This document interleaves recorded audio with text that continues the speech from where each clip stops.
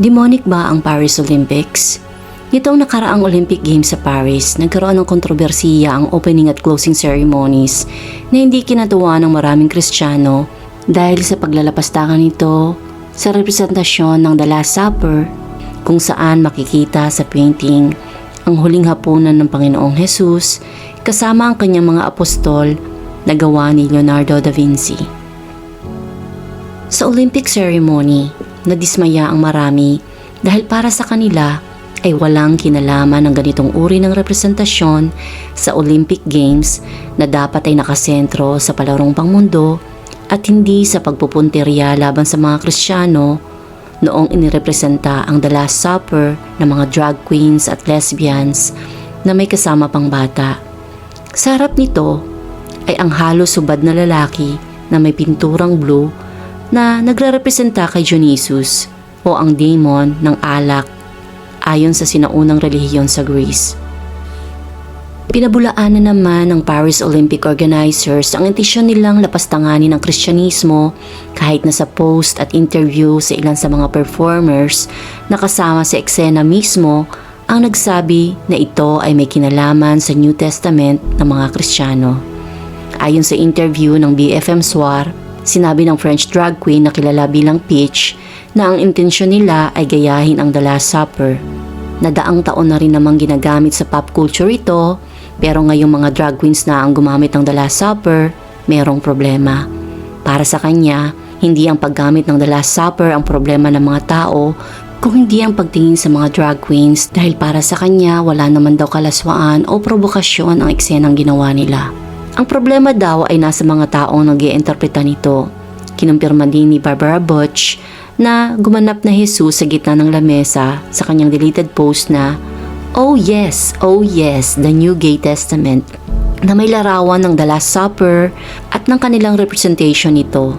Dahil dito, naniniwala ang marami na kahit na sinabi ng mga organizers na ang performance ay nagre-representa ng Feast of the Gods, isang painting na ginawa ni Jan van Bijlert noong 1635 to 1640 na nakadisplay sa Dijon, France, excuse lang ito ng mga organizers para makalusot sa kanilang panlalapastangan. Lalong naniwala ang mga Kristiyano na may demonic agenda ang Paris Olympics dahil sa mga symbolism na ginamit nito sa mga performances sa opening at closing ceremonies. Isa na dito ang Golden Calf Idol na hindi pangkaraniwang kasama ng Golden Olympic Rings. Simbolo ito ng pagsamba ng mga Israelita pamalit sa nag-iisang Diyos na si Yahweh nang mainip sila sa paghihintay kay Moses. Makikita din sa eksena ng Olympics ang pale white horse na may kinalaman sa Book of Revelation. Sa closing ceremony, may bumabang nilalang na nakasuot ng golden black. Nakamaskara ito at may sungay. Tinawag ito ng mga organizers na Golden Voyager. Ipinakita din ang estatwa ng anghel na putol ang ulo at baraso na replika ng The Victory of Samoth Race. Ito ang statwa ng Diyos ng mga pagano na si Nike na nakadisplay sa Louvre Museum. Kasama sa performance ang pagtataas ng mga taong balot ng puting suot mula ulo hanggang paa na para mga mami na nagtataas sa Golden Voyager at malaking ring na mistulang portal. Bago natin suriin ang kahulugan ng mga simbolismong nakita ng milyong-milyong tao sa Paris Olympics na hindi kinalugdan ng mga Kristiyano, balikan natin ang pinagmulan ng Olympic Games. Alam niyo ba na ang Olympic Games ay religious practice ng mga pagano? Base sa mga relics na natagpuan sa Greece, ang Olympic Games ay nagsimula sa City of Olympia sa Greece noong 776 before Christ. Pero alam ng karamihan na 500 taon na itong pinapractice sa Greece bago pa man makita ang kauna-unahang record tungkol dito. Ang sinaunang Olympic Games ay isang religious festival ng pagpaparangal sa paganong Diyos na si Jesus. Ginagawa nila ito sa tuwing ika-4 na taon. Natigil ang Olympic Religious Festival sa pamumuno ni Emperor Theodosius I ng Rome para itaguyod ang pananampalatayang Kristiyano at matigil ang paganismo. Nasira naman ng lindol na nangyari noong 522 AD at 551 AD ang templo ni Zeus na nasa Olympia.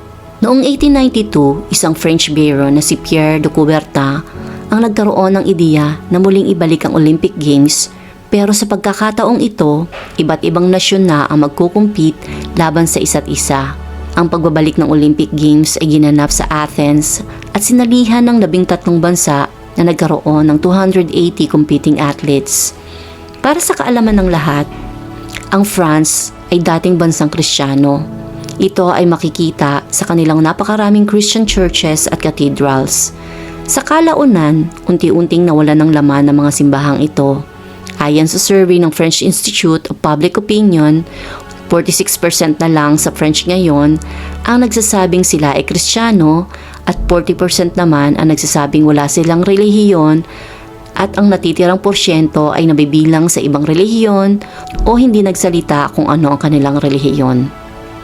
Sa France, ang paghihiwalay ng church at state ay naging batas noong 1905 na lumawak pa noong March 2004 nang gawing batas ang pagbabawal sa pagsusuot ng anumang simbolo na may kinalaman sa anumang relihiyon sa public schools. Ang secular law na ito sa France ay ipinatupad din sa 2024 Paris Olympics na nakaapekto sa pananampalataya ng maraming Christian athletes at iba pang relihiyon. Isa na dito ang pagbabawal kay Gabriel Medina na ilagay ang imahe ni Jesus sa kanyang surfboard sa Paris Olympic Games na kung hindi niya gagawin ay automatically disqualified siya na sumali sa Olympics. Ito rin ang sinabi sa isa pang Brazilian surfer na si João Shanka nang ipatanggal sa kanya ang Christ the Redeemer painting sa kanyang surfboard. Inaresto din ang mga Christian campaigners na sakay ng bus na may nakalagay na Stop Attacks on Christians matapos ang paglalapastangan sa sagradong simbolo ng mga Kristiyano sa Olympic ceremony. Kinumpiska ng French police ang bus noong August 5 ng 7 p.m. at trinato ang mga nakasakay dito bilang kriminal. Nilagyan sila ng posas at karamihan ay pinagbawalang makipag-usap sa kanilang lawyer o tawagan ng kanilang pamilya. Nakalabas ang mga ito sa kulungan ng 4 a.m. noong August 6 dahil sa pressure ng lawyer ng Citizen Go. Kung ang Olympic Games ay tungkol sa inclusion at diversity at laicity, bakit targeted ang Kristyanismo? Bakit nandoon si Dionysus na pagan god? Bakit ginoglorify sa Olympics si Apollo, Dionysus at ang mga pagan gods? Bakit sentro pa ang mga ito sa mga performances at symbolism na ginamit sa Olympics? Hindi ba double standard at ipokrito ang mga pangyayaring ito? Hindi pwedeng ipakita ang simbolismo ng mga relihiyon, lalong-lalo na ang Kristyanismo? Pero proud ang mga organizers na lapastanganin ang imahe ng paniniwalang Kristiyano para ipromote ang woke agenda? Ang The Last Supper ay simbolo ng Holy Communion ng mga apostol kasama si Jesus bago siya ipagkanulo ni Judas para sa katuparan ng kaligtasan ng sangkatauhan sa pamamagitan ng dugo't laman na inalay ni Jesus para sa lahat. Naging banal na tradisyon ito ng mga Kristiyano para alalahanin ng Panginoong Jesus gaya ng nasasaad sa Matthew 26, 26-28 at Luke 22, 19-20. Isang blasphemy ang ginawang representasyon ng The Last Supper sa Paris Olympics dahil ginawa ito sa paraan na taliwas sa kabanalan. Unang-una, noon pa man, ay hindi sang-ayon ng Diyos sa pagan ritual na Olympic Games na ang origin ay para pangaralan si Zeus. Ito ay labag sa unang utos ng Diyos na huwag kayong sasamba sa ibang Diyos maliban sa akin, na nakasaad sa Exodus 23. Pangalawa, alam ng lahat na ayon sa Biblia, na banal na salita ng Diyos, na kasalanan at hindi kalugod-lugod sa paningin ng Diyos ang pakikipagtalik sa kapwa babae o sa kapwa lalaki na nasasaad sa Romans 1:18-32, 1 Timothy 1:8-10, Jude 7, at ang istorya ng Sodom at Gomorrah sa Genesis 19:1-11. Nasasaad din sa Deuteronomy 22:5 na ang babae ay huwag mananamit ng nauukol sa lalaki, ni ang lalaki ay magsusuot ng pananamit ng babae. Kapag sino mang gumawa ng mga bagay na ito ay karumal-dumal sa Panginoon mong Diyos. Pangatlo, ang mensahe na ito na napapanood ng milyong-milyong tao sa mundo ay nangangahulugan ng pagpapalit sa kung ano ang banal at katotohanan. Nakasaad sa Isaiah 5:20-21 na kawawa kayo, mga baliktad ng isip. Ang mabuting gawa ay minamasama at minamabuti naman ang iyong masama. Ang kaliwanagay ginagawang kadiliman at ang kadilimay tinuturing na kaliwanagan. Sa lasang mapait, ang sinasabi matamis, sa lasang matamis, ang sabi mapait. Pang-apat, sino si Dionysus? Si Dionysus ay Diyos-Diyosan ng sinaunang Griego. Siya ay kinikilala bilang paganismong Diyos na gumawa ng alak, halamanan at prutas, kabaliwan, ritual ng kabaliwan, religious ecstasy at teatro. Isa siya sa mga daemon sa Greek pagan religion na pinagmula ng salitang demonyo o spiritual being na may kakayahang impluwensyahan ng mortal na tao na kilala rin natin bilang masamang espiritu o espiritong mula sa dyablo. Sa makatuwid, ang mensaheng ipinapakita sa Paris Olympics ay ang pagpapalit ng banal na pagkaing handog ni Jesus, ang kanyang buhay, laman at dugo na handog niya sa tao ay pinalitan nila ng pagkain at inuming mula sa demonyo na nakalalasing, nakababaliw at naglulugmok sa mga tao sa kasalanan. Panglima, bakit may golden calf sa Olympic rings? Sa Biblia, simbolo din ito ng Diyos-Diyosan na ipinalit ng mga Israelites sa Panginoon na lubos niyang ikinagalit. Mababasa ang kabuang istorya nito sa Exodus 32. Pang-anim, ano ang kahulugan ng maputlang kabayo na may nakasakay na taong parang si kamatayan?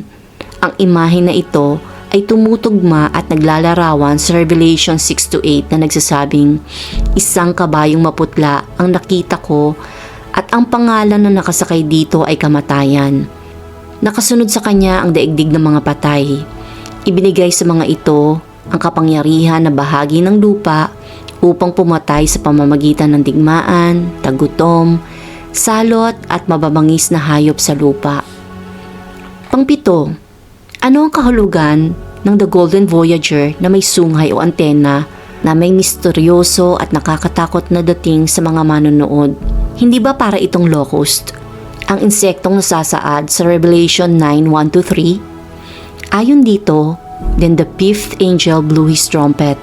I saw a star falling from heaven to earth, and it was given the key to the shaft which leads down to the abyss. The shaft of the abyss was opened, and the smoke came out of the pit like the smoke from a great furnace. The sun and the air became dark with the smoke from the pit. Then, out of that smoke, there appeared locusts on earth, and they were given authority like the authority of scorpions on the earth. Sa Revelation 9:7, ito ang itsura ng mga locust. The shape of the locusts was like horses prepared for battle. On their heads were crowns of something like gold, and their faces were like faces of men. Nakita niyo ba ang pagkakahawig ng eksena sa Paris Olympics sa bersikulong ito? Ang Revelation ay isang propesiya sa Biblia na mangyayari sa katapusan ng mundo. Pangwalo, ano ang sinisimbolo ng mga taong nakaputi na para mga zombie o mummy na may kinalaman sa pagbaba ni Satanas mula sa taas gaya ng nasa eksena sa Paris Olympics? Basahin natin ang 2 Corinthians 4:4 na nagsasabing, Satan, who is the god of this world, has blinded the minds of those who don't believe. They are unable to see the glorious light of the good news. They don't understand this message about the glory of Christ, who is the exact likeness of God. Ang mga taong parang zombie na nagtaas sa Golden Voyager na sumusimbolo kay Satanas at tumulong sa kanya na pag-isahin ang mundo para buuin ang 5 Olympic rings na simbolo ng 5 continents ay ang mga taong binulag niya para tulungan siyang itaguyod ang Antikristo na nasasabi sa Book of Revelation. Ito ang mga taong hindi tumanggap sa kaligtasan na ibinigay ni Jesus. Mga taong ipinagpalit si Jesus kay Satanas at sa mga demonyo gaya ng nakita natin sa eksena ng opening at closing ceremonies sa Olympics. Pangsyam, ano ang representasyon ng headless angel? Sa ancient Greek religion, ito si Nike, ang tinaguriang goddess of victory. Si Nike ang kauna-unahang daemon na sumuporta kay Zeus na katumbas ni Yahweh sa sinaunang relihiyon ng mga Grego. Makikita na napakalaki ng statwang ito kumpara sa locust na parang insektong tao na nagsisimbolo bilang Antichrist o Satan in flesh, gaya ng si Jesus bilang Diyos na nagsakatawang tao. Ang eksenang ito ay ang pagbabalik ng spirits of pagan gods na magbibigay daan sa paghahari ni Satanas sa lupa. Para sa kanila, ito ay pananagumpay para sambahin ang Antichrist sa buong mundo. Noong panahon ni Noah, ang mga fallen angels ay nakipagtalik sa mga tao at nagkaroon sila ng mga anak na higante, mga makapangyarihang nilalang at mga nilalang na kalahating hayop at kalahating tao. Sila ang mga Diyos na sinasamba sa ancient religions bago pa man dumating ang panahon ng mga Griego at Romano na tinatawag nila sa Biblia bilang mga Nephilim. Sila ay pinuksa ni Yahweh sa tubig upang iligtas ang binhi ng tao na walang bahid para pagmulan ni Jesus. Ito ay nasasaad sa Genesis 6 verse 4 na nagsasabi na the Nephilim appeared on earth on those days, as well as later after the sons of God had intercourse with the daughters of human beings who bore them sons. Ika-10, hindi maikakaila na may spiritual o religious meaning ang mga eksena sa Olympics na para sa mga Kristiyano ay satanic. Bakit malinaw na satanic ito? Bukod sa dalawang nabanggit, ipinatugtog din ang hymn to Apollo. Si Apollo ay isa sa mga Greek demons o Diyos-Diyosan na may kahawig sa pagkasilang kay Jesus. Siya ang demonic equivalent ng Panginoong Jesus noon pa man sa ancient Greek religion na glorify sa Paris Olympics sa eksenang ito. Ika-11, paano mo maipapaliwanag ang mga pinagsama-samang simbolo na ito na may kinalaman sa Biblia? Masasabi mo ba na hindi ito pinag-isipang mabuti, walang biblical meaning, o walang Antichrist spirit sa mga eksena? Kung pagsasama-samahin ang representation ng Olympic performances na to, nagbibigay ito sa atin ng mensahe kung ano ang mangyayari at darating sa mundo. Ang lahat ng mga simbolismong ito ng pagan gods ay taliwas sa itinuturo sa Biblia. Sa Acts 14, maliwanag na sinasabi na walang katuturan ang pagsamba sa mga Diyos na to. Sa English version, ito ang nakasaad sa Biblia sa Acts 14, 8-18. In Lystra, there sat a man who was lame. He had been that way from birth and had never walked. He listened to Paul as he was speaking. Paul looked directly at him so that he had faith to be healed and called out, "Stand up on your feet." At that, the man jumped and began to walk. When the crowd saw what Paul had done, they shouted in the Lycaonian language, "The gods have come down to us in human form." Barnabas they called Zeus, and Paul they called Hermes because he was the chief speaker. The priest of Zeus, whose temple was just outside the city, brought bulls and rats to the city gates because he and the crowd wanted to offer sacrifices to them. But when the apostles Barnabas and Paul heard of this, they tore their clothes and rushed out into the crowd, shouting, "Friends, why are you doing this? We too are only human like you.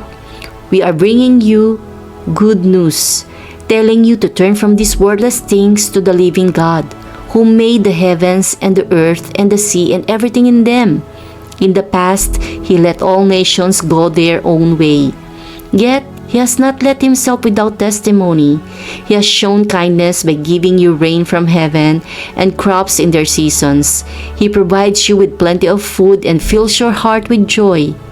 Even with these words, they had difficulty keeping the crowd from sacrificing to them. Ito at ang lahat ng bersikulong nabanggit ay ang ating katibayan bilang Kristiyano na hindi kalugod-lugod sa harap ng Diyos sa mga eksena sa Paris Olympic Games at may intensyon itong lapastanganin ng Kristyanismo. As a Christian, anong masasabi mo sa Olympic ceremonies? I-type po sa comment section ng inyong nasa isip. At kung nagustuhan niyo po ang mga paliwanag sa video na to, don't forget to share it to your friends and like the video. Hanggang sa muli, Shalom!